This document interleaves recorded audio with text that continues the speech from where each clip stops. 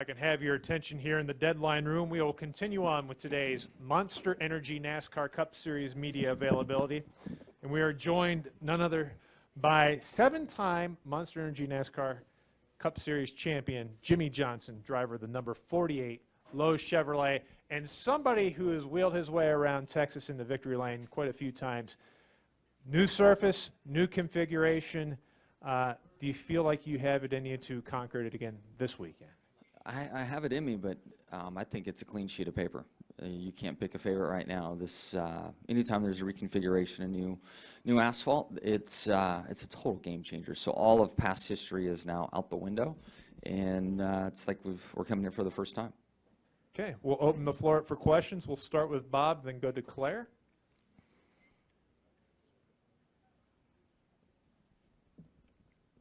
Bob Hockers, ESPN. Have you seen data from biometric devices of other drivers at all? And because I'm asking because you've always felt like your fitness level has helped you, but I'm curious. But that's almost been anecdotal. Have you gotten any actual data that shows that your fitness level helps you? It compared to others. Yes. Yeah. Like I mean, if you could see Dale Juniors and see Casey Canes and see Chases, you might actually have an idea of whether Yeah, I mean it's accurate. the biometric stuff that we have, it's very limiting in what it tells you. I think more than anything, when I look at it, and the only time I see it is if somebody posts it to Twitter or whatever, and I can see it there. We all have different max heart rates, and that doesn't give you any indication of their fitness level. We just all have a different heart rate zone that we work in. So I see some people have a much higher heart rate than myself. Mine's lower. It's just the way that I am. Your fitness level is more representative by how quickly you recover and how low your resting heart rate is. And it's very difficult to see on there where that is. And if you're able to sit on a bike and be given a set amount of watts or some kind of baseline effort and then judge heart rate on it, would be easier to understand how you stack up to someone. But I think it's good information, and I think we've been it's better information for the fans, and people think that we're just sitting on our couch and it's not a tough environment. So I think it's helped show that, hey, look, the heart rate is up. It's up for 4 or 5 hours. I'm averaging 130, 135 heart rate through a 4-hour period of time, and anybody that goes out for a run and tries to carry that heart rate for 4 hours, they're going to be on the side of the road pretty quick. So I think it helps us tell the story that we are athletes inside these cars more than I can look at another driver's limited biometrics and say, they had a more difficult time than I did or learn anything from it. We'll go next to Claire, then to Mark, then to Brant, then to Jeff, and Joe. Claire B. Lang, Sirius XM NASCAR Radio. I have a question and a quick follow-up. You are a master at breaking tracks down until you get it, a corner, a turn, a track. We talk about the teams preparing and getting ready for the unknown this weekend. How do you digest and break this down as the driver? Getting started, just look at the big areas of speed. It's not about the fine details. Hopefully the baseline run or two, you get the big issues out of the way, and then you can get into those little details. And honestly, those little details is where Chad and I do our best work. The bigger pieces we've seemed to struggle with over the years, and once we get on the right trail, we can extract a lot out of the little detailed areas. Quick follow-up. I watched the video of you shushing down the mountain, and you're obviously a very good skier and very smooth. But I thought initially, does he not worry about falling and breaking a leg or something? Do you ever worry about that or think about that when you're off going down the mountain with a GoPro? Yeah, I think about it, and I think I manage my risks. I know that my team owner is at least okay with me being out there. I'd look at the or the video I posted recently, and I'm on a very low pitch, very wide open powder snow. I mean, it's the best, and nobody around. It was in this private area of the mountain. We were riding in this cat to get out to it. So I felt like I was managing my risk pretty damn well to go into that environment. But you can get run over by a car cycling, running. You can step off the curb in front of a bus. I feel like every driver is willing to take certain risks for their fitness and to live their life. And me being on those skis, it's more about living my life and doing something I enjoy. I've been doing this for way too long, and if I stay in this little quarantined area, I might go Carl Edwards, and I want to do that. So I need to live my life, and this is the way I do it. And sure, there's a lot of drivers right now getting fit. A lot of guys are choosing to ride the bike. Somebody's going to fall and get hurt. It just happens. And I hope that everybody in this room, and I hope our fans, don't overreact. I mean, we have to live our lives. And we didn't develop these out-of-control tendencies in a race car by sitting in a rubber room playing chess. I mean, we got to live our lives. So I say all that because at some point somebody will get hurt, and I just don't want there to be an overreaction. I guess that's it. I spent way too much time in a rubber room playing chess. Go to Mark. Mark Garrow, PRN. Jimmie, recently Eddie Gossage talked about how he's been after NASCAR for a long time to slow the cars down, that he defies race fans to tell the difference between 185 and 200, that you and your fellow drivers could put on a better show at 185. What's your thoughts on that? No, I don't disagree. I feel like the driver council gave the drivers a collective opportunity to share the same thing and to have the same voice. And when you look at the rules package from 2015 till now, the goal has been to create off-throttle time and slow down the center of corner speed from a safety perspective and from a race quality perspective. So it's a direction the sport's been going in, and I think the next step is looking at the tracks and trying to create more lanes, and certainly to look at the asphalt and what type of asphalt we put down. And I commend Texas Motor Speedway for looking around at recent repaves and tracks that showed the highest tire wear. And Kentucky and what we're going to come on, drive on today. There's been a big effort made in creating some texture in the track to help promote tire wear and to slow the cars down over the course of a run. We don't mind going fast for 5 or 10 laps, but when you get into the heart of the run, we need fall off, we need tire wear. That's only going to create more passing. Nobody's going to notice a 5 or 10 mile an hour speed difference, but you're going to notice a massive difference in entertainment as the cars can run side by side. We'll go next to Brant, then to Jeff, then to Joe. Brant James, USA Today Sports. Knowing that you must expect to get up to speed here and be a threat again since after the reconfiguration, is it at all frustrating or worrisome that a place that's been a real chip for you, especially in the playoffs, is now an unknown quantity when you come here this time? I hadn't thought of it that way. Phoenix, the repave and reconfiguration of Phoenix certainly brought me some heartburn. I guess maybe I learned my lesson in that, and I can't do much about it. And at 16 years in the sport, I'm at a point where a lot of these surfaces are going to change. So it just comes with the territory. I haven't thought much about this one, but the Phoenix repave definitely messed with my mojo for a while. Jeff Gluck from jeffgluck.com. Jimmie, on a very basic level, and please describe this like I'm a dumbass, which I may be. How do you go out on a brand new track that you've never been up to full speed before and like lay down what should be a fast lap on new tires and everything? Like, how do you know what to do? How do you know when to lift and all that stuff?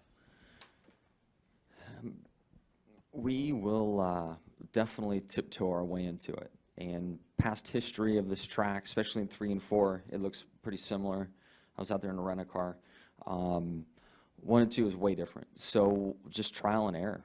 And I think the big issue we're going to deal with today is how quickly the rubber goes down. When I went out and drove around last night, I know the Tire Monster has been here, but there's just nothing like the real thing. And putting rubber down where we're going to run. I think in 3 and 4, it's pretty straightforward where we'll run. Over here, I don't know if we're going to run the bottom. From going into the corner and where all that real estate now is in that low lane, it's a pretty big transition off the straightaway to get down there. Just trial and error. We'll go out there and find visual reference points on the wall and use that as a lift point, judge how that corner went, maybe a little further. And I guess maybe one of the basic things that we'll do is look for visual reference points and systematically work our way up to speed from lift points, braking points, and also back to gas points around the track. We'll go to Joe, then to Jerry.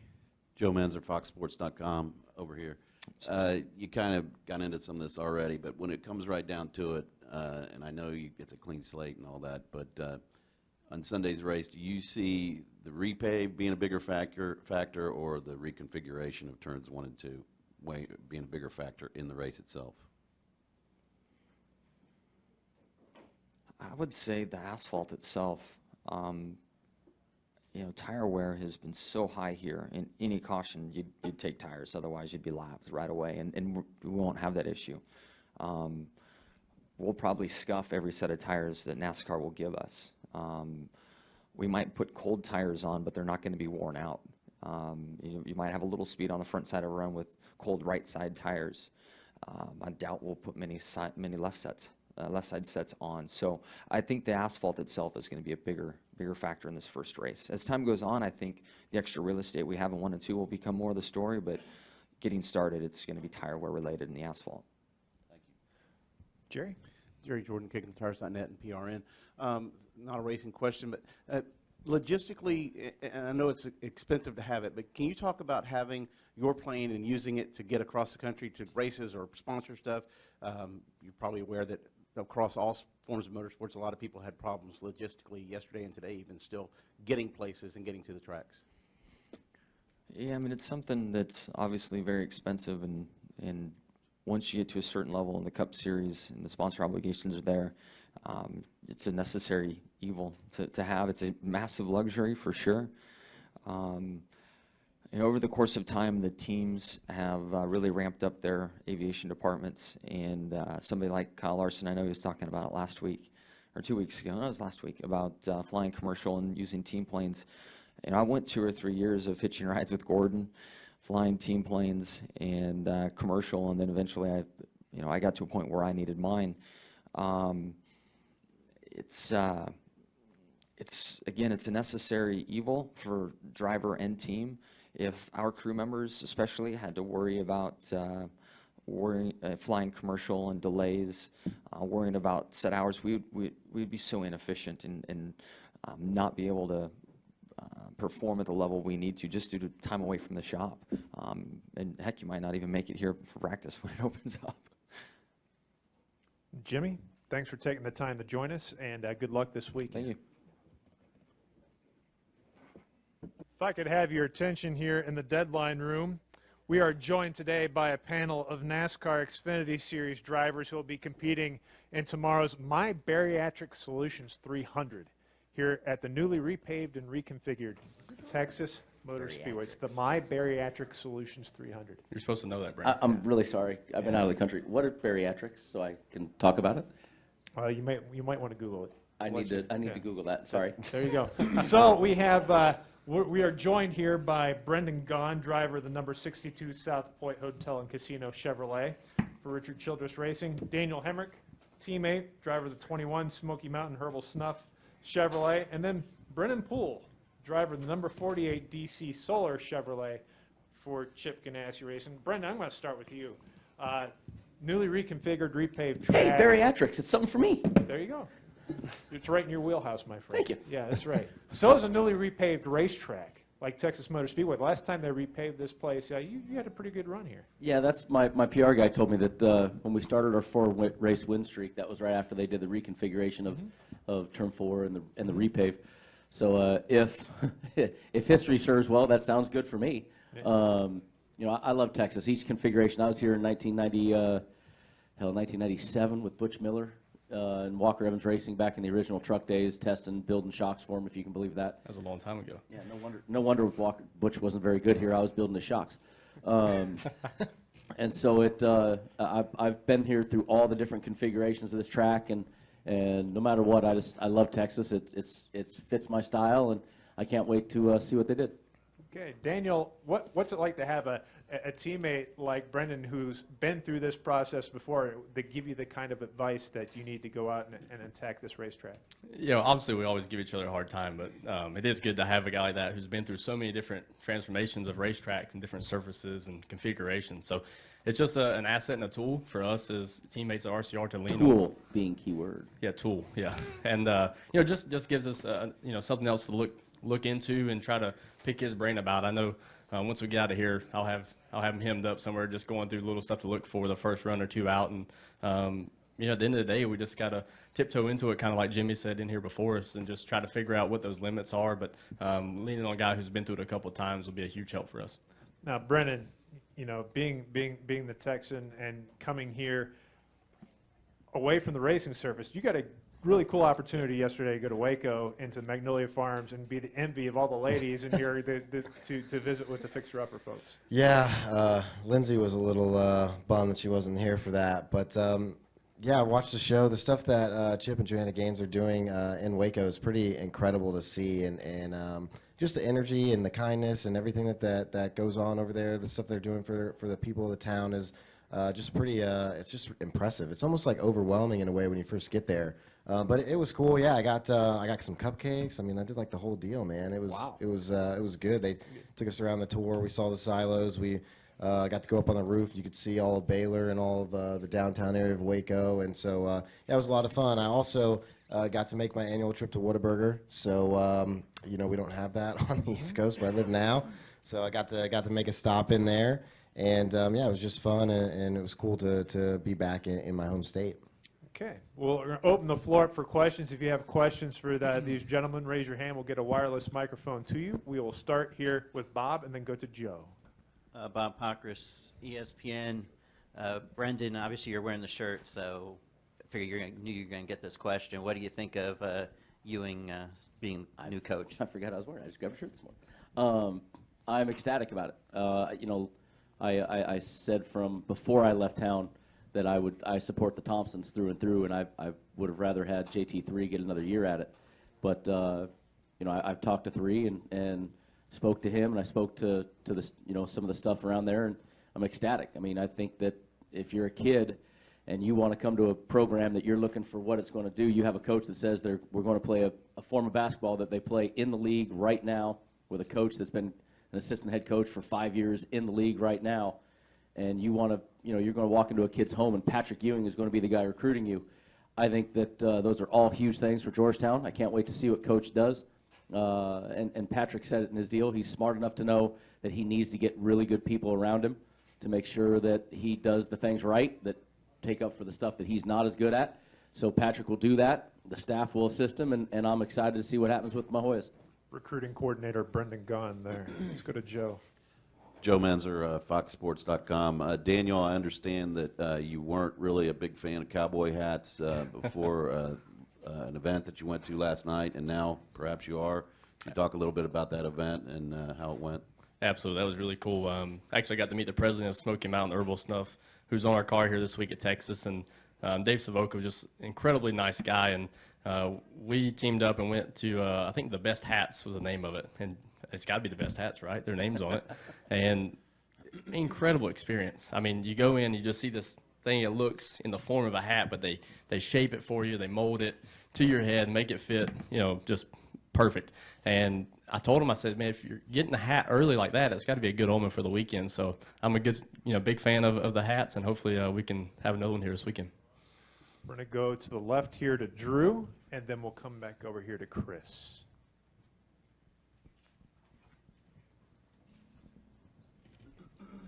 Brennan, Drew Davison with the Forward Star Telegram. Do you feel like this is your home track, so to speak, and how much confidence are you coming in here with a pair of 8th place runs? Sorry.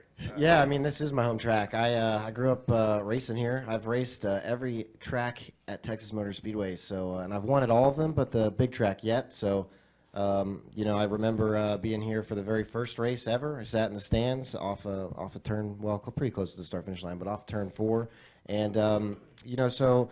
I've been able to watch the track grow, and I feel like I've been a little bit a part of that, since I, started the first car I ever drove where you could shift gears was at the 5th mile at the backstretch when I got in a legend car when I was 12. So, I feel like, it's always cool for me coming here because I have a lot of friends and family that come up and watch the race. I got friends that are camping in the infield, and I got guys I used to race with that are racing at the dirt track tonight in the sprint cars. So, I'll probably go over there and watch a little bit this evening. But, so for me, it's just fun. And it would be very special for me to get my first Xfinity win. here on Saturday. You know, I think it would be just a really cool thing for me to have to say I've won every track at Texas Motor Speedway, and to do it at a place that I grew up, and I came here for the first race ever. So it would be pretty special. Go to the middle here to Chris. Chris Knight, EdgeFence.com. Daniel, after 5 races, your average finish is 14th. I was just wondering if you could assess your first 5 races with the team, and then for all you guys, I was just wondering if you could talk about how you like, if you like stage racing. For kind of answer that question backwards, I am a fan of the stage racing because it's allowed our 14th place average finish points-wise to be better than what we've averaged for a finish, if that makes sense. So we're able to maximize some of those stages and get those points to better our season total, but we're definitely not satisfied with that average finish.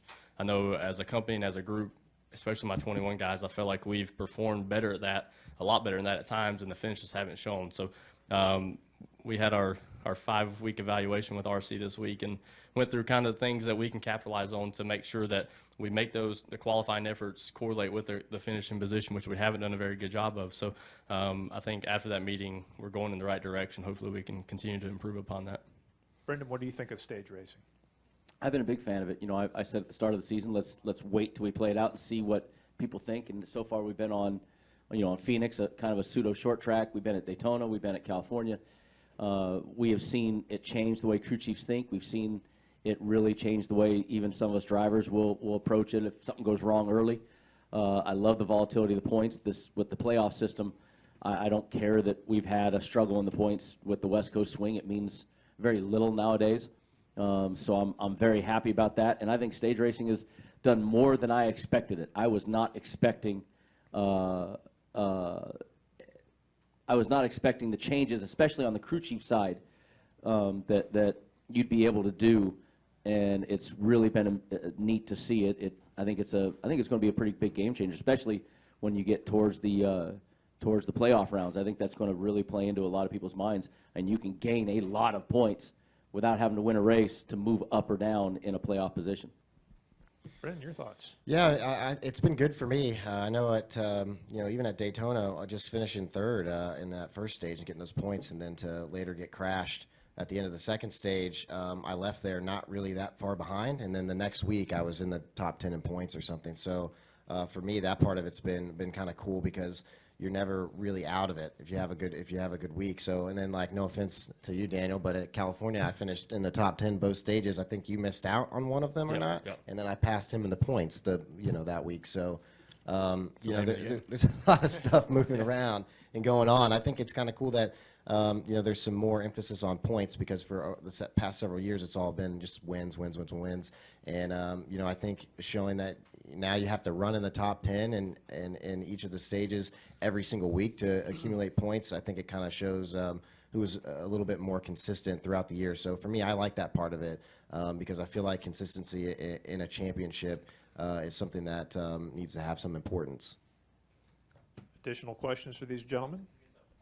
Go for it, Chris.